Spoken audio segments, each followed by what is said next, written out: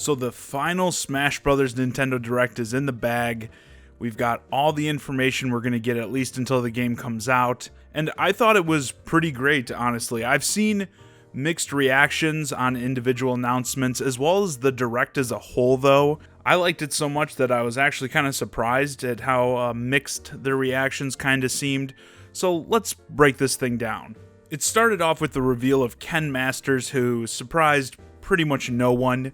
Ken was a heavy favorite in rumors and speculation in terms of who may be added as a playable character, and I wonder if leading with him was intentional because of that recent leak that gained a lot of traction last week, because as soon as Ken popped up on the screen, I think many people felt that the leak may be real because Ken was a part of it, but then Incineroar enters the ring, and it's like, okay, I guess the Grinch didn't steal the Smash Direct. Incineroar was also very heavily rumored to be in there, and I know this one pleased many fans. Both of these characters looked great. I love how, while Ken is a Echo Fighter for Ryu, they stress all the differences he'll have as a character, and a lot of these Echoes in general, it seems like while they do share the movesets for the most part, there is a good amount of difference between them. And again, Ken as an Echo Fighter for Ryu is pretty much perfect because that's pretty much how they are in the actual Street Fighter games. And let's stick with the reveals and skip ahead to the final reveal that was a little bit more divisive. Piranha Plant coming into Smash as a playable character, a free DLC character if you pre-order the game. Yeah, I saw reactions all over the place for this one. As I said on Twitter, personally, I think this is a fantastic choice for a joke/troll character. With the rumors and supposed leaks swirling around, there were a few characters that seemingly would fill this role as a sort of troll pick, but many of them I felt were a bit too niche, too obscure. For a joke to go over, people have to be in on it. I think it's better to get characters in like Duck Hunt Dog, ones that everyone is familiar with but still would never expect to be playable fighters in Smash Brothers. And that's exactly how I feel about Piranha Plant. If you've played a Mario game, any Mario game ever, then you're probably familiar with this character. So I think it would be pretty hard to find any player who isn't. Sure, there are plenty of people who would have preferred something else, and maybe timing-wise, this wasn't the best slot for this. I think anywhere else besides essentially the final reveal, yes, it's going to be a DLC character, but this is going to be the final reveal probably for a while. I think in any other place, timing-wise, and people who are mad about it wouldn't care as much. But yeah, personally, in terms of a character that is well-known, but way out of left field, I think it's great. And Piranha Plant actually looks pretty fun to play. I love just watching it run around in the pot. The moveset looks pretty inspired. Like, this isn't a character you can just have swinging around a sword or shooting some sort of gun, so surely a lot went into thinking about the moves, combos, and that here. So that concluded the new characters, at least for now, but there was plenty more to discuss during this Direct.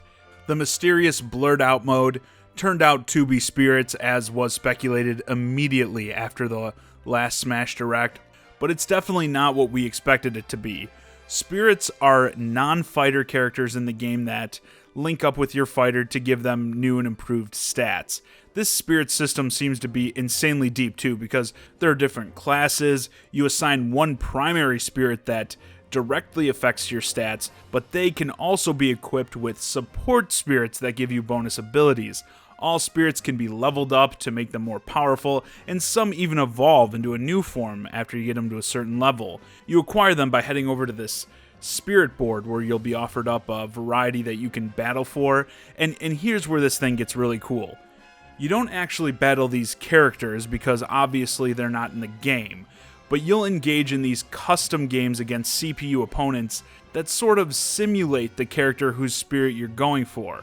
So like, as they showed, for the Gutsman spirit, you'll be fighting a larger Mega Man who primarily uses throws against you. For the Bullet Bill spirit, you have to defeat a bunch of Captain Falcons who are just lobbing Bullet Bill items at you non-stop.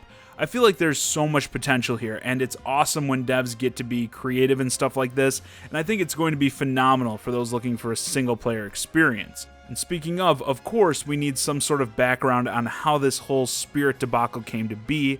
So they showed this cutscene where our main fighters and their allies face off against this master hand army of sorts and just get decimated in a very Infinity War-esque moment. One by one, all of our heroes are shown getting destroyed. Well, almost all of them.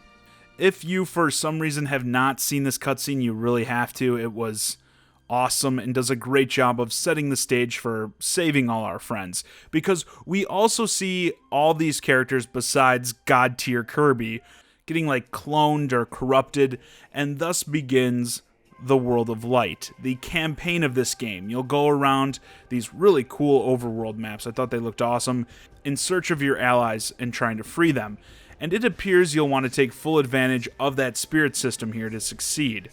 All this stuff, for me, is a huge, mega highlight. I truly believe the main thing that keeps fighting games as such a niche genre is that they often don't go far beyond the standard 1v1. You play against other players and grind combos on training dummies pretty much the entire time you play. Don't get me wrong, the gameplay is deep, but those activities certainly aren't for everyone. With Smash Bros. Ultimate, it seems like you're going to be able to dump a ton of time into collecting spirits and progressing through the World of Light totally solo. It's a rarity that I feel like players are going to get value out of a fighting game if they don't plan on playing against others, but Smash has long been a franchise that tries to offer up something more, and I can totally see myself because, yeah, I'm definitely in the not really into fighting games category. I was back in the day, but not so much now. But I see myself getting very into the just collecting aspect of the spirits. Like Pokemon, I'm going to want to catch them all. Even if they're not as viable gameplay-wise, and I don't even think many people are going to want to play multiplayer with spirits on anyway, I'm going to want to still level up my favorite ones, especially if they have one of those evolved forms. And of course, I'm going to want to see where this World of Light mode goes. Hopefully they'll have even more cool cutscenes in it. Like I said, the opening we saw during this direct was great, and that was probably the best part of Subspace Emissary, or at least why so many people loved it. Being able to see all these characters from different franchises interact is really special, and like the spirits, offers a ton of possibilities creative-wise. You know, what would happen if this character met that character. I don't know if we'll see stuff on the level of Subspace, but hopefully there's more. After what they showed, watching everyone prepping for that last stand type moment, I could really use more of that. So yeah, I thought this final Smash Direct was really good. Got me even more hyped for the game. I think some of the leaks and rumors may have built it up too much in a lot of people's minds, expecting bigger and better character reveals perhaps, but no matter how you look at this roster, it's insane. Plus we're for sure getting at least 5 more characters with their own stages and music. Yeah, maybe your character didn't get in yet, but you can't downplay how impressive this roster is. All the modes offer up something for just about everyone. The only thing I'm still worried about, and it was really the only thing concerning me since the initial reveal, is of course the online play. They even said in this direct, oh, we recommend you use a wired connection. Yeah, it would have been nice if you put an Ethernet port on the Switch itself. It's so dumb we're still using that adapter in 2018. But that whole Nintendo Paid Online service is still a really tough sell, and that hasn't gotten any more interesting since its reveal. And this is the game they're banking on selling a ton of subscriptions. And as I've said in the past, why this is so important, if Smash runs like garbage online, not only is it not going to help with online subscriptions, but what is the next game that's going to sell them? What's the next big online game for the Switch? When is it coming out? I sure as hell don't know. So if this doesn't push people into signing up, it's probably going to be quite a while before the next game that might comes out. But we'll have to wait and see. Obviously, online play is something we can't judge until we actually play it, but given the series' history with online, I don't think it's unjustified being a little concerned. Anyway, with that, this video's a wrap. Let me know your thoughts on the last Smash Direct before launch in the comments, as well as just the game as a whole.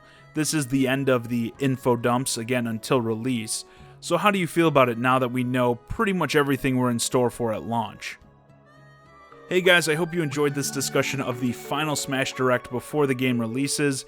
If you're new to the channel, please consider subscribing, and if you want to keep the conversation going, hit me up on Twitter at JohnnyZakari, and join my Discord, Shy Guy and Friends, link to both in the description below, and as always, thanks for watching.